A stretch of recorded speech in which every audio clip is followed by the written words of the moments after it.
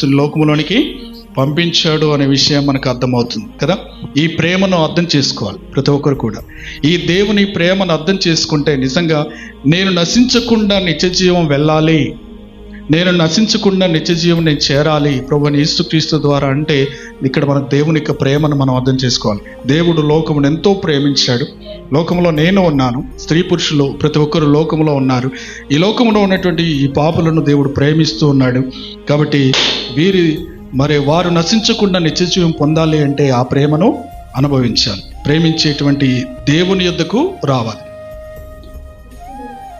ప్రేమించే దేవుని దగ్గరికి రావాలి కదా. అవునా కాదు చెప్పండి? ప్రేమించే దేవుని దగ్గరికి వస్తే దేవుని ప్రేమను అనుభవిస్తాం.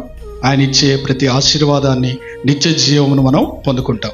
ప్రేమించే దేవుణ్ణి పక్కన పెట్టామనుకోండి, ఆయన ఇచ్చేటువంటి ప్రతి దీవెన, ఆయన ద్వారా వచ్చేటువంటి నిత్య జీవమును పోగొట్టుకున్న వారు అవుతాం కదా. అందుకే ప్రభువైన యేసుక్రీస్తు ప్రభువారు అని